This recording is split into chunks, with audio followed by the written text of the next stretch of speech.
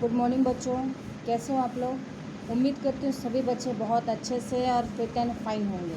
Okay बच्चों, तो class 6 आज हमारा लेसन 7 सोने का हिरण। तो सोने की हिरण में बच्चों मैंने क्या किया था कि आप लोगों को क्वेश्चन आंसर तो दे दिए थे, एक्सप्लेन कर दिया है, बट अब हमें जैसे हम पहले देखते थे, देखो आपको होमवर्क्स में या वीडियोस में भावार्थ भी जाते थे। जैसे मैंने आपको लेसन तो पूरा एक्सप्लेन कर दिया है, अदरवाइज़ आपको लिखने के लिए ज़्यादा नहीं लेकिन थोड़ा सा भावार्थ मैं आपको दे रही हूँ। आज के वक्त में आपको मिल गया होगा बच्चों, तो इसे आपको समझ लेना है कि ये क्या है, कैसे करना है, क्योंकि इसके पहले आपने कंटिन्यूस किया है बच्चों। बस इसे समझने के लिए है, मैं एक्सप्लेन कर दे रही हूँ।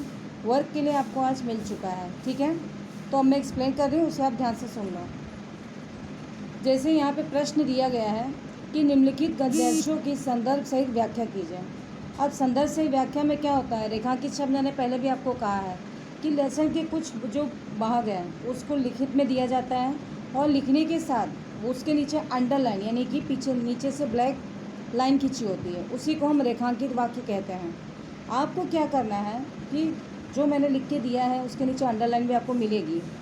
इसके बाद उससे प्रश्न कैसे बनते हैं, जितने भावार्थ बच्चों उसमें डाले जाते हैं उसी का हमें स्पष्टीकरण, पहले तो उसकी व्याख्या करनी होती है, फिर उसमें से जो क्वेश्चन है उस क्वेश्चन को बनाना होता है। इससे क्या होगा, लेसन हमें अच्छे से समझ में आ जाएगा और आपको कोई दिक्कत नहीं होगी। अब आपको करना क्या है, जैसे मैं पहला आपको बता रही हूँ, आप उसे ध्यान से सुनिए, ठीक है। क वाला मैंने दिया है कि सीता वह आवाज़ सुनकर विचलित हो गई, घबरा गई, दौड़कर कुटिया के द्वार पर आई। उन्होंने लक्ष्मण से कहा, तुम जल्दी जाओ, जिस दिशा से आवाज़ आई है उस ओर। अब ये क्या हुआ, ये हमारे उसी कथा का सार है, जो हमारा लेसन 7 है उसी के एक पॉइंट को मैंने यहाँ पे उठाया, उसे हमने नोट डाउन किया। नोट डाउन करके क्या, उसके नीचे अंडरलाइन होती है बच्चों। अब इसमें हमें क्या करना है, प्रश्न 1 मैंने बनाया है कि उपयुक्त गद्यांश का संदर्भ सहित व्याख्या लिखो, ठीक है। ये पहला प्रश्न हुआ जिसमें आपको संदर्भ लिखना है, फिर उसकी व्याख्या करनी है। दूसरा प्रश्न है कि सीता ने लक्ष्मण से क्या कहा। फिर प्रश्न है बच्चों तीसरा कि सीता क्या सुनकर विचलित हुई।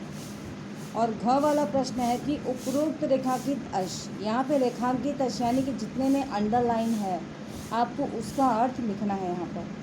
तो अब आप क्या करेंगे कि जो क्वेश्चन दिए हैं इसको उसी तरह से आपको लिख लेना है, लिखने के साथ इसे एक बार अच्छे से रीड कर लेना है, क्योंकि आगे जब आप क्लास 7 में जाते हो तो क्लास 7 में बच्चों ऐसे टॉपिक ऐसे लिखने के लिए आएगा। तो आपको भी मैं ज़्यादा इसलिए नहीं दे रही हूँ कि अभी जैसे कि हम ऑनलाइन स्टडी कर रहे हैं बच्चों, तो ऑनलाइन स्टडी में आपकी राइटिंग वर्क को थोड़ा वर्क मिले, तो आपको राइटिंग जब मिलेगी तो ये लिखने में और आपको पढ़ने में भी अच्छा होगा और आपको लेसन बहुत अच्छे से शॉर्ट में ही उस कथा के सार को जब आप लिखोगे तो ज़्यादा अच्छे से वो चीज़ समझ में आती है। तो इसलिए मैंने आपको ये लिख के दिया है। अब आप क्या करेंगे, पहला, अब तक तो हमने प्रश्न बनाया, अब उसका उत्तर कैसे लिखना है। उत्तर में क डाल के संदर्भ लिखोगे। अब संदर्भ मैंने पहले भी बताया है, अभी आप फिर से ध्यान से सुनो कि प्रस्तुत गद्यांश हमारी पाठ्यपुस्तक बाल राम कथा के सोने का हिरण अध्याय से लिया गया है। अब ये क्या हुआ, हमारा पहले प्रश्न का उत्तर, जहाँ पे मैंने आपसे कहा था कि संदर्भ से व्याख्या कीजिए, तो संदर्भ हमने दे दिया है। दूसरा प्रश्न है कि सीता आवाज़ को सुनकर विचलित हुई। आवाज़ आती है ना राम की, हाँ सीते, हाँ लक्ष्मण, हाँ, ये उसी की बात हो रही बच्चों। तो आपको अब यहाँ का उसका आंसर क्या है, आवाज़ सुनकर। तीसरा है बच्चों कि सीता ने लक्ष्मण को जल्दी जाने को कहा, क्योंकि जिस दिशा से आवाज़ आ रही है उस दिशा में जल्दी से राम की सहायता के लिए तुम जाओ, इसके लिए कहती हैं। अब सबसे लास्ट प्रश्न आपका आता है कि रेखांकित अंशों की व्याख्या।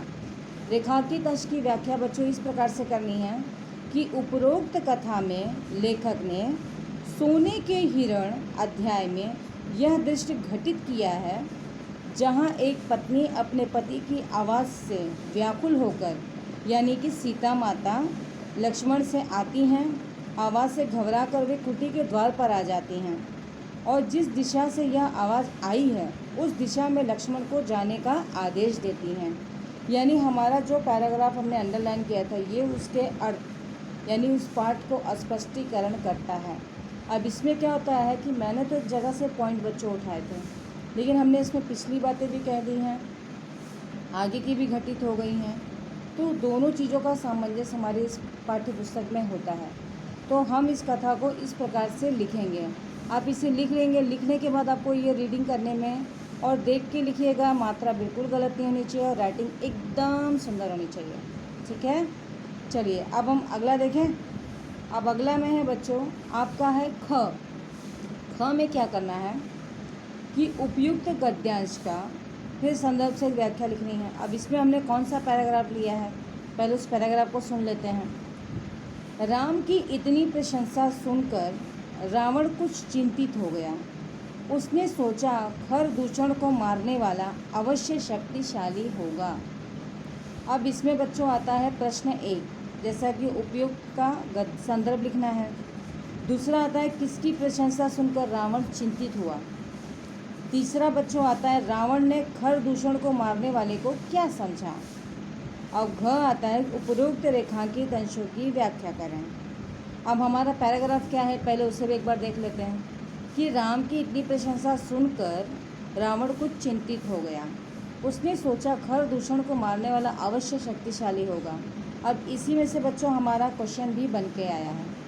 तो अब हम इसे पहले कैसे लिखेंगे, सबसे पहला उत्तर में आपका क्या आएगा, संदर्भ। अब संदर्भ में अगर वही चीज़ हमें दोबारा लिखनी है तो वहाँ हम पूर्वतः हमें बस इतना लिख देना है। तो मतलब आपने जो संदर्भ अगर हमें 1 से 2 बार में लिखने आता है, पहले बार में आपको अच्छे से लिखना है, लेकिन जब दूसरी बार आता है तो दूसरी बार में आपको उसको 2 भाग में कर देना है। तो आप क्या करोगे, पूर्वतः, बस इतना लिखेंगे तो काफ़ी है। ठीक है, अब चलो अगला देखते हैं।